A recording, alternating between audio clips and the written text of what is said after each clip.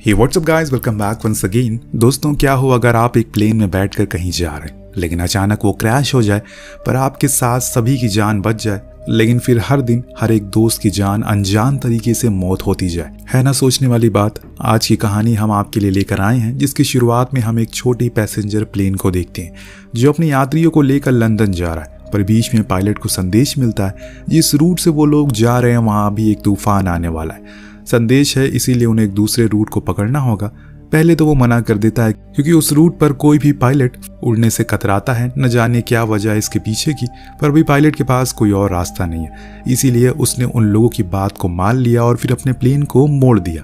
लेकिन जब पीछे बैठे यात्रियों को पता लगा कि अब उन्हें एक और घंटा लगेगा अपनी मंजिल में पहुंचने के लिए, तो उन्हें थोड़ा बुरा तो लगता है, पर वो सह लेंगे। यही सोचकर वो रिलैक्स हो गए। शायद ये यात्रा उनके लिए भयानक याद लेकर आ रही है, जिसके आगे जाकर वो तभी याद कर पाएंगे अगर वो जिंदा होंगे। लेकिन फिर अचानक से एक बीप होता है और पता लगता है कि जीपीएस खराब हो गया। ऊपर से फ्यूल टैंक में भी छेद हो गया है कि अब पायलट किसी भी तरीके से अपने प्लेन को स्टेबल रखता है। जब फ्यूल पूरा खत्म हो गया तो प्लेन का इंजन बंद हो गया और फिर क्या था, वो किसी गोली की तरह नीचे गिरने लगा, जो देख पायलट समझ गया कि अब कुछ नहीं हो सकता। उसने अपना फोन निकाला और खुद के परिवार के लिए एक वीडियो रिकॉर्ड की, जिसमें उसने अपनी बीवी बच्चों का शुक्रिया कहा कि उन लोगों ने उसका हमेशा साथ दिया। और हाँ, वो लड़ते हुए मरा है, यानी कि उसने कोशिश की थी लेकिन अपने प्लेन और लोगों को वो बचा नहीं पाया। इसके कुछ ही समय बाद प्लेन पूरी तरह से अमेज़न के जंगलों में क्षतिग्रस्त हो गया, लेकिन पीछे बैठी एक एयर होस्टेस के अलावा सभी लोग जिंदा बच गए। लेकिन वो एयर होस्टेस जिसने बेल्ट नहीं लगाई थी, उसके शरीर की कई सारी हड्डियां टूट जाती हैं, जिस चीज का सबूत पैसेंजर में से एक डॉक्टर ने दिया कि ये ज्यादा देर जिंदा नहीं रह पाएगी। लेकिन उन 9 लोगों के अंदर डर का माहौल पैदा हो गया है। भले ही वो मरे नहीं, लेकिन हाँ, जिस जगह पर वो क्रैश हुए हैं वो जगह दुनिया का सबसे बड़ा घना जंगल है। ऐसे में खुद को यहाँ पर जिंदा रख पाना कितना मुश्किल है वो इन्हें आगे पता लगेगा। अगर ये 9 लोग समझदार हुए तो रेडियो और बाकी किसी चीज से मदद मांगने में सफल हो जाएंगे, वरना इसके अलावा तो अंजाम बहुत बुरा होगा। अब 2 पायलट को चेक करने के लिए कॉकपिट में ये जाते हैं, लेकिन उनकी तो छाती में लकड़ी घुस चुकी है। पर डॉक्टर ने बताया कि उसकी सांसें अभी चल रही है। इतने में बाहर से धुआं उठने लगा और एक बंदा फौरन बाहर गया। देखा, सभी को लगा कि शायद वो आग बुझा रहा होगा, लेकिन असल में वो तो अपना सामान लेने गया था। खुद की जान से ज्यादा उसका सामान कीमती था। कौन है ये लोग, कहाँ से आते हैं? उसकी इसी बेवकूफ़ी को देखते हुए एक लड़की ने फौरन आग पर काबू पाया, लेकिन सभी के अंदर एक संदेश पैदा हो गया। आखिर उस बैग में ऐसा क्या था जिसके लिए उसने अपनी जान को छोड़ पहले उसे बचाया? खैर, अभी तो इन्हें किसी भी तरह करके मदद बुलाना होगा, लेकिन किसी के भी फोन में नेटवर्क नहीं आ रहा। ऊपर से इन्हें अभी रेडियो का भी कुछ अता पता नहीं है। तो वहीं डॉक्टर और एक यात्री ने किसी भी तरह करके पायलट को सुरक्षित बाहर ला दिया। उसकी छाती में लकड़ी घुसी थी, जिसके कारण अब उसके पास समय बहुत कम है। उसे फौरन होश में लाना होगा ताकि वो इनकी मदद कर पाए या फिर कुछ इंफॉर्मेशन दे पाए जो इनके लिए कारगर हो जाए। इस बीच एक बूढ़ा कपल जो कि सभी को आश्वासन देता है कि जल्दी ही उनकी मदद के लिए कोई जरूर आएगा।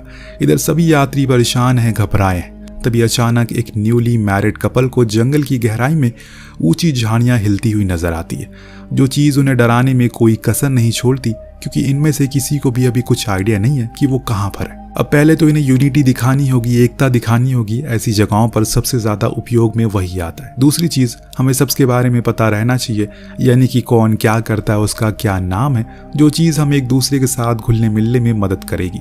तो इसकी शुरुआत ब्लैक गाई जैक से होती है, जो कि एक लाइफ इंश्योरेंस एजेंट है, जिसका अनुमान है कि ये दुर्घटना आपसी रंजिश के कारण हुई है। लेकिन स्पेक्स यानी कि डॉक्टर, वो साफ इनकार करता है, क्योंकि ये प्लेन अमेरिका से उड़ रहा था जहां पर ऐसी चीजें नहीं होती है। और फिलहाल हमें पायलट को होश में लाना चाहिए, क्योंकि एयर होस्टेस तो अब ज्यादा देर जिंदा नहीं रह पाएगी। वहां पास में बैठी सोफिया, जिसने बताया कि वो आए दिन ट्रैवल करती रहती है, उसका ये अंदाजा है कि ये जगह अमेज़न का जंगल हो सकता है। उसे समझदारी से काम लेना होगा। इसी दौरान उस बैग वाले आदमी ने बताया कि वो एक बॉक्सर है, वो लंदन जा रहा है अपनी लीग में हिस्सा लेने के लिए। इतने में ओल्ड लेडी आखिर में उसे पूछ लिया कि आखिर इस बैग में है क्या। तो उसने बताया कि इसमें मेरे ग्लव्स हैं, जो कि मेरे लिए अनमोल है। अब सभी थोड़ा मोड़ा एक दूसरे को जान गए थे, तो अब पहले तो उन्हें खुद के खाने और पीने के लिए इंतजाम करना होगा, क्योंकि मदद कब आएगी किसी को कुछ पता नहीं है। जैक ने कहा कि हमें सामानों को ढूंढना होगा और जो कुछ भी मतलब की चीज मिले उसे जल्दी से अपने पास रख लो। सभी काम में लग गए। इस बीच सोफिया ने बताया कि एयर होस्टेस ने अपना दम तोड़ दिया है, तो बेहतर होगा कि हम उसे साइड में रख दें, वरना ऐसे में लाश की बदबू और कीड़े या फिर कोई और चीज भी आकर्षित उससे हो सकती है। लोगों को उसकी बात ठीक लगती है, इसीलिए उन्होंने ऐसा किया। और इस बीच उस ओल्ड लेडी ने भी खाने को अलग अलग हिस्सों में रखा, सभी 9 लोगों में बांट दिया। इतने में सोफिया ने बताया कि उसे सबसे ऊंची जगह दिख रही है, अगर हम लोग वहां पर जाएं तो हो सकता है कि नेटवर्क आ सके। जो सुन बॉक्सर अपना सुझाव देता है कि हाँ, ऐसे में हम जंगल में अपने खाने को भी ढूंढ सकते हैं और पानी को भी, दोनों ही वहां पर ज्यादा मात्रा में उपलब्ध है। इस बीच लगातार पायलट खांसे जा रहा है और बार बार पैसेंजर स्पेक्ट्स की ओर देख रहा है, बल्कि वो तो पहले ही बता चुका है कि ऐसे हालातों में सर्जरी करना ठीक नहीं है। लेकिन अब जब सभी उसे इतनी उम्मीदों से देख रहे हैं तो वो इस रिस्क को लेने के लिए मान जाता है, जिसके लिए उन्होंने प्लेन में मौजूद शराब और फर्स्ट एड का इस्तेमाल किया। फिर शुरू कर दी अपनी सर्जरी, वो भी किसी एनेस्थीसिया के। तो आप समझ गए होंगे कि पायलट किस दर्द से गुजर रहा होगा। लेकिन स्पेक्स अपने तजुर्बे से इस काम को पूरा कर देता है, पर काम यही नहीं खत्म हुआ, बल्कि अब पायलट को सर्जरी के बाद वाले खतरे को झेलना होगा, जो कि हो सकता है उसे इन्फेक्शन हो जाए। सभी को इस चीज का ध्यान रखना होगा। प्लेन के अंदर बैठा न्यूली मैरिड कपल जो हनीमून के लिए जा रहा था, वो इसी सोच में डूबा है कि अगर उन पर किसी जंगली जानवर ने हमला कर दिया तो क्या होगा। तभी एक काली परछाई उन्हें प्लेन के दूसरी तरफ दिखाई देती है, जो अचानक से गायब हो गई। दोनों को ही समझ नहीं आया कि वो क्या था। अंधेरा हो गया, सभी जैसे तैसे उस हालत में वहीं सो गए। तभी एक काली परछाई आई और उसने पायलट के मुंह पर कपड़ा रख दिया, शायद उसे कोई मारना चाहता हो। खैर, अगले दिन जब इनकी आंख खुली तो उन्होंने देखा कि पायलट का पूरा शरीर नीला पड़ चुका है, जो देख स्पेक को बहुत अफसोस होता है। वो नहीं चाहता कि उसकी सर्जरी की जाए, क्योंकि उसका मानना था कि इन्फेक्शन फैल सकता है, और वही हुआ, जिसके कारण वो मर चुका है। लेकिन दोस्तों, असल वजह तो कुछ और ही है, जो अभी इन लोगों को किसी को पता नहीं है। अब सभी का कहना था कि अभी एयर होस्टेस और पायलट की लाश को दफना देना चाहिए ताकि उनकी आत्मा को शांति मिल जाए। लेकिन बूढ़ी लेडी का कहना था कि उन्हें ऐसे नहीं करना चाहिए, क्योंकि अगर रेस्क्यू वाले आ गए तो हम फिर इन दोनों के परिवारजनों को उन्हें सौंप सकते हैं। कम से कम वो उन्हें आखिरी बार देख तो पाएंगे। लेकिन क्या आपने सोचा कि आखिर अचानक प्लेन का GPS कैसे खराब हो गया? क्या वो बॉक्सर सच कह रहा है कि उस बैग में सामान ही है? किसने रात के अंधेरे में पायलट के मुंह पर कोट रख? वो काली परछाई क्या थी? इन सारे सवालों के साथ ये पहला एपिसोड यहीं खत्म होता है। लेकिन रुकिए, अभी हम चलते हैं दूसरे एपिसोड में, जिसमें हमें कुछ सवालों के जवाब तो हमें पता लग जाएंगे। अब सभी के अंदर डर का माहौल पैदा हो गया है, क्योंकि अभी अभी उनके सामने एक नई मौत हुई है। इतने में जैक कहता है कि हमें इसे दूर ले जाकर दफन कर देना चाहिए, खुद के करीब रखना उचित नहीं है। तो स्पेक्स मान गया और उसे ले जाने लगा। इस दौरान पायलट के जेब से उसका फोन गिर गया और उसे फौरन स्टीफन ने उठा लिया। वही न्यूली मैरिड कपल वाला आदमी जिसकी वाइफ ने उसे ऐसा करने से मना किया, तो उसने ये कहकर उसे चुप करा दिया कि अगर हम सब बच गए तो कोई तो आखिरी निशानी होनी चाहिए, इसीलिए मैंने ये रख लिया। स्टीफन के चेहरे से साफ साफ पता लग रहा है कि उसके इरादे कुछ और ही है। इधर आखिरी समय पर स्पेक्स थोड़ा समय और रुकने को कहता है, हो सकता है कि उन्हें ढूंढते ढूंढते कोई आ जाए। वहीं डॉक्टर खुद को उसकी मौत का जिम्मेदार मानने लगा है। उसे अभी भी लग रहा है कि उसे सर्जरी नहीं करनी चाहिए, पर जैक कहता है कि अब जो होना था वो हो गया, इसमें आपकी कोई गलती नहीं है। पायलट उसका शुक्रिया कहता है, क्योंकि अभी के समय वह पूरी तरह से दिवालिया हो चुका है। यहाँ तक कि उसका परिवार ने भी उसे छोड़ दिया है और अब ये हालत उसे पूरी तरह से तोड़ देंगे। इतना कहकर वो रोने लगता है। अब इन दोनों के जाने के बाद वहां कुछ देर बाद स्टीफन वहां पहुंचा। उसने पायलट की एक उंगली ही काट ली, क्योंकि उसे उसके फोन को अनलॉक करना था। फिंगरप्रिंट की मदद से वो उसके फोन को खोल लेता है, लेकिन ज्यादा कुछ उसे उसमें मिलता नहीं है। तभी उसकी नजर एक सॉफ्टवेयर पर पड़ी, जिसे इस कोड की मदद से खोला जा सकता था। इतने में हम किसी और इंसान को उसे ये सब करते हुए देखते हैं, जो चीज स्टीफन भी नोटिस कर लेता है, लेकिन ज्यादा कुछ ध्यान नहीं देता। वहीं लीजा, जो कि वही बूढ़ी लेडी थी, वो अपने हस्बैंड हेनरी से कहती है कि मुझे नहीं लगता कि पायलट की मौत सर्जरी के कारण हुई। दरअसल मैंने कुछ दिन पहले हॉस्पिटल में एक दम घुटने से मृत्यु आदमी को देखा था। सेम वैसे ही पायलट की हालत थी, जो सुन हेनरी भी शॉक हो जाता है कि ऐसा आखिर कर कौन सकता है। तभी इन्हें महसूस होता है कि शायद उनकी बातों को कोई सुन रहा है, इसीलिए वो चुप हो जाते हैं। सभी अपने अपने कामों में लग जाते हैं। अब समय देखकर सोफिया एनी के पास गई, जिसमें उसे पता चला कि वो एक मिलियनर की बेटी है और स्टीफन उनके घर में एक ड्राइवर था। जाने अनजाने में दोनों एक दूसरे से प्यार हो गया और इसीलिए वो घर छोड़कर भाग रही है। अब उसकी इस हरकत को सुनकर सोफिया को खूब तेज हंसी आती है, पर वो हंसती नहीं, क्योंकि एनी से बड़ी बेवकूफ लड़की उसने कभी देखी नहीं। अब वहाँ स्टीफन अभी भी कोशिश में लगा हुआ है किसी भी तरह करके उस सॉफ्टवेयर को खोल ले। लेकिन ऐसा मुमकिन हो नहीं पा रहा है। बॉक्सर को खोजबीन के दौरान एक रेडियो डेटोमीटर मिलता है जो कि अभी चालू है, पर एंटीना खराब होने के कारण वो किसी को संदेश नहीं भेज सकते। इसीलिए उन्हें ऊपर चोटी पर जाना होगा जिसमें हमें एक दिन लग सकता है। इसीलिए आज हम थोड़ा सा आराम करते हैं और फिर खाने और पीने की तलाश में आगे बढ़ते हैं, क्योंकि अब हमारे पास सिर्फ एक ही बॉटल पानी बचा हुआ है। सभी उसकी बात से राजी थे, इसीलिए वो आराम करने चले गए। पर यहाँ एनी जब आराम कर रही थी तो उसे जंगल की झाड़ियों में एक इंसानी शक्ल दिखी जो बेहद ही अजीब थी। पर दूसरी बारी देखने पर वो गायब हो गई। उसे लगा कि शायद ये उसका वहम होगा, लेकिन कुछ अजीब सी चीज हेनरी के साथ भी हुई। दरअसल उसे दिल की बीमारी है जिसके लिए वो हर दिन एक गोली खाता है। अगर एक भी दिन उसे मिस हुई गोली तो वो मर सकता है। और आज अचानक से उसने अपने बैग की वो गोली निकाली तो उसमें से वो गोलियां आधी गायब थी, जो कि उसे काफी ज्यादा हैरान कर देती है। अब धीरे धीरे करके सभी ये समझ गए हैं कि अगर उन्हें यहाँ बचना है तो एक साथ रहना होगा। सोफिया को भी अब जैक पर भरोसा हो गया, इसीलिए उसने आखिर में उसे बता ही दिया कि वो क्या करती है। दरअसल वो रिपोर्टर है, इसीलिए वो पूरी दुनिया में घूमकर उन गैर कानूनी या फिर उन रैकेट को पता लगाती है जो सरकार की आंखों के सामने हो रहा। उसका काम बेहद ही खतरनाक है, इसीलिए वो किसी को इस बारे में कुछ बताती नहीं है। अब सभी ने अच्छा खासा आराम कर लिया, इसीलिए वो लोग अब खाने की तलाश में आगे बढ़ते हैं। इस दौरान उन्हें कुछ नीले मशरूम दिखते हैं, पर सोफिया का कहना था कि ये जहरीले हो सकते हैं, लेकिन ये इस बात का सबूत है कि आसपास पानी है। वो पानी की खोज में और आगे निकलते हैं, जो कि आगे जाकर स्टीफन को मिल भी जाता है। वो उसमें बिना देरी के लिए नहाने जाने लगा, लेकिन बॉक्सर ने उसे रोका और कहा कि पहले उसे चेक करना होगा कि ये कितना गहरा है, जिसके लिए उसने एक जूते को फेंका जो पलक झपकते ही पानी के अंदर चला जाता है और जो देख सभी का खून ठंडा पड़ गया कि आखिर ये क्या था। तब सोफिया बताती है कि शायद यहाँ पिराना हो सकती है, पिराना मछलियाँ, जो कि यहाँ पर अभी भी पाई जाती है। और इतने में ही इन्हें गोली की आवाज आई जो हेनरी ने चलाई थी, क्योंकि वो अपने साथ एक बंदूक लेकर आया था, जो एक प्लेन में कैसे आ गई ये हमें तो नहीं बताया गया। हाँ, इतना जरूर पता चला कि वो एक शिकारी है और उसका निशाना काफी अच्छा है। इसकी मदद से उसने बंदरों को मार गिराया और फिर सभी ने उसके मांस को खाया। वहीं सोफिया ने गंदे पानी को उबाल कर सभी को पीने को दिया। यह एनी को उस खाने को खाने में काफी दिक्कत हो रही थी, तो एनी ने उसका हिस्सा भी खा लिया। इधर जैक ने आखिरकार बॉक्सर से पूछ लिया कि उसके बैग में ऐसी कौन सी चीज है जिसके लिए वो इतनी परवाह करता है। उसने फाइनली उसे खोला और दिखाया कि ये एक मास्क है जो मेरे दिल के बहुत करीब है, क्योंकि इसने मुझे पहचान दिलाई, इसीलिए मेरे लिए बहुत अनमोल है। अब सभी सोने के लिए चले जाते हैं, पर इस बीच दोस्तों हम एक परछाई को देखते हैं जो एक फोन को ढूंढता है और फिर उसी फोन से किसी को कॉल करके बताना शुरू करता है। इधर हेनरी की तबीयत में गड़बड़ी होना शुरू हो जाती है। सभी भागते हुए आते हैं, लेकिन अब देर हो चुकी है, क्योंकि उसे स्ट्रोक के कारण उसकी मौत हो जाती है। जो देख उसकी पत्नी तो पूरी तरह से टूट गई, क्योंकि उसे यह लग रहा है कि उसके हस्बैंड की मौत स्ट्रोक के कारण नहीं बल्कि किसी की साजिश के कारण हुई है, क्योंकि उसे पता चल गया कि पायलट की हत्या की गई थी दम घोटकर, और इसीलिए उसी हत्यारे ने मेरे पति को साजिश के तहत मार डाला। सभी को ये बात थोड़ी अजीब लगती है कि ऐसा कैसे हो सकता है कि अचानक उसकी सारी गोलियां गायब हो गई, किसने किया होगा ये। और इतने में स्टीफन के हाथ एक वीडियो लगती है जो कि उसी पायलट के फोन में मिली थी। अब वो सभी को दिखा रहा होता है। हर किसी घबराए हुए इंसान की तरह वो भी अपने आखिरी समय गॉड से अपने परिवार को याद करता है, लेकिन आखिर में अपनी बीवी से कहता है कि मैंने अपना काम कर दिया, अब कोई बचेगा नहीं, मैं उन्हें इस जगह से जिंदा बाहर जाने नहीं दूंगा। जंगल के ऊपर प्लेन क्रैश हो रहा है, इतना कहते ही प्लेन क्रैश हो जाता है।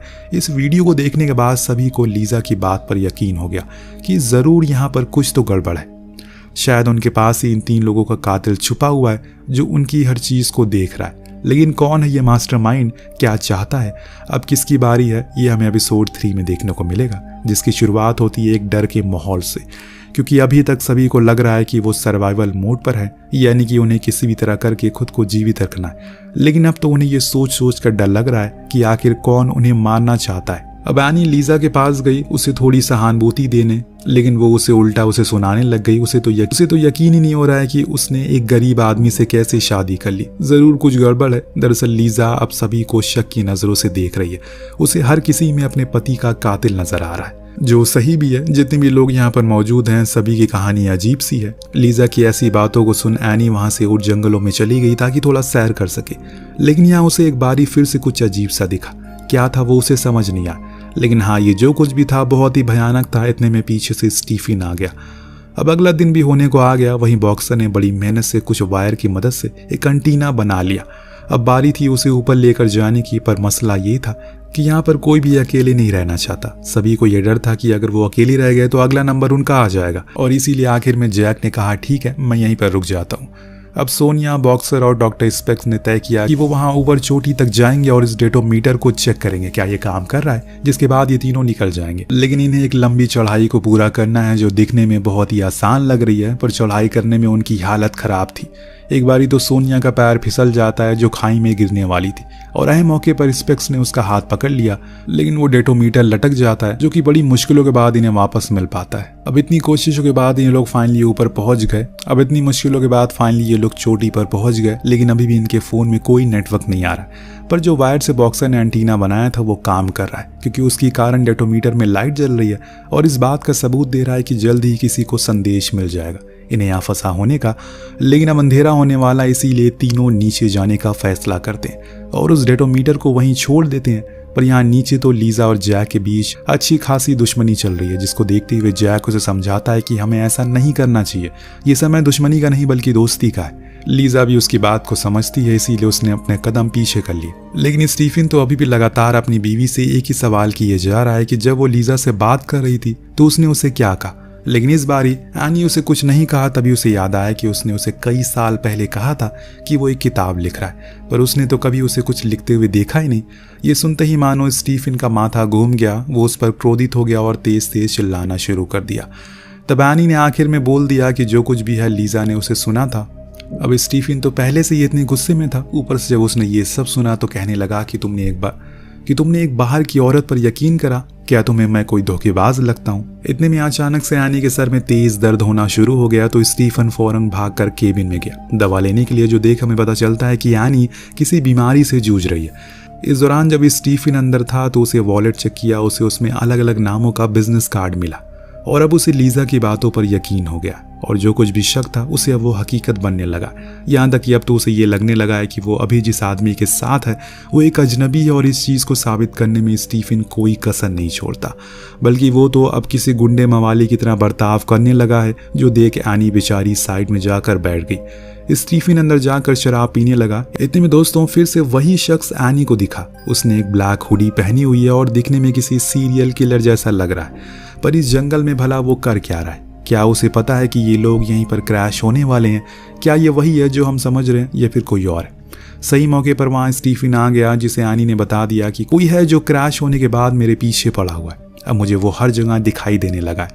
लेकिन उसने ये कहकर उसकी बात को टाल दिया, शायद उसे कोई भ्रम होगा। जो सुनते ही एनी उसके मुंह पर वही अलग अलग नाम वाले बिजनेस कार्ड को फेंक देती है, जो देखकर वो समझ गया कि इसे पता चल चुका है कि वो क्या काम करता है। इधर दोस्तों दूसरी तरफ तीनों ही पहाड़ से लौट आए और सभी को बताया कि उनका डेटोमीटर काम कर रहा है, और ये सुनते ही सभी के अंदर एक उत्साह पैदा हो जाता है। लेकिन अब रात काफी हो चुकी है। खाने के बाद सब सोने के लिए चले गए, पर वो बॉक्सर अपनी कुछ पुरानी वीडियोस को देखने लगता है, जिसमें वो उसी मास्क को पहनकर लड़ रहा था। इस सीन को देखकर हम एक चीज पर गौर करते हैं, हमेशा चुप चुप रहने वाला बॉक्सर जब वो मास्क पहनता है तो उसके अंदर एक अलग ही ऊर्जा पैदा हो जाती है।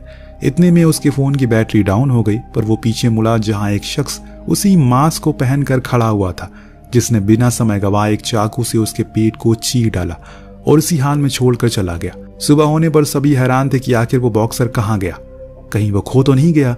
लीजा ने कहा कि उसे मार दिया गया है, पर डॉक्टर का ध्यान अभी भी डेटोमीटर पर था। अगर संदेश पहुंच गया तो अभी तक उन्हें लेने के लिए कोई क्यों नहीं आया? दोस्तों इसकी वजह थी उन्हें लौटने के कुछ ही देर बाद किसी ने उनके वायर को काट दिया, वरना कब का उन्हें रेस्क्यू कर लिया जाता।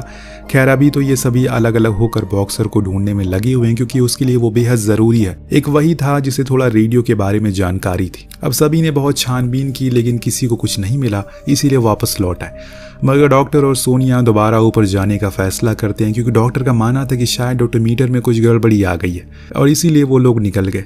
यहाँ सभी आराम से सो गए, पर अचानक से जैक कहीं चला गया, जो देख लीजा भी उसके पीछे पीछे चली गई। इन दोनों के बाद एनी को किसी ने दबी आवाज से पुकारा। वो एक गर्म टहनी को लेकर उसी की ओर बढ़ी। ये वही शख्स था जो उसकी ओर बंदूक तान कर खड़ा था, लेकिन इस बार ये एनी बिना कुछ सोचे समझे उसके सीने में वही टहनी घुसा देती है। लेकिन हकीकत में वो कोई और नहीं बल्कि स्टीफन था। दूसरी तरफ वो दोनों अभी ऊंचाई तक पहुंच गए। तभी जंगल के बीच उन्हें चील उड़ती हुई दिखाई दी। वो फौरन उस ओर गए तो उन्होंने बॉक्सर की लाश को देखा।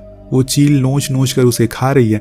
ये देख वो फौरन अपने लोगों के पास गया और उन्हें इस बारे में बताया। लेकिन जब इधर इन दोनों को पता लगा कि एनी ने अपने ही पति को मारने की कोशिश की, अब उसके ऊपर चला गया।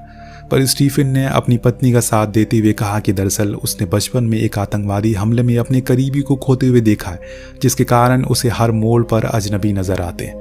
तो उसे लगता है कि वो उसका दुश्मन है, पर यह चीज़ सभी के अंदर और संदेह पैदा कर देती है। क्या पता एनी ने ही उन तीनों को मारा हो अपनी इस गलतफहमी की वजह से। क्या पता उसे भी उनमें वो आतंकवादी नजर आ रहा हो। अगर उन दोनों की मौत हादसा थी तो बॉक्सर को पक्का किसी ने मारा है, क्योंकि शरीर पर चाकू के घाव थे। लेकिन सोनिया को लगता है कि ये काम एनी का नहीं है, जरूर कोई और है। जो सुन डॉक्टर कहता है कि कौन है वो, तो वो कहती है कि बूम। इसी के साथ ये एपिसोड यहीं खत्म हो जाता। लेकिन इसके आखिरी के सीन में हमें प्लेन के ऊपरी हिस्से में एक चूहे को दिखाया जाता है जो कुछ पाउडर के पैकेट को खा रहा है। क्या ये सारा मामला नशे की तस्करी का है? हो सकता है कि सब कुछ पहले से प्लान हो।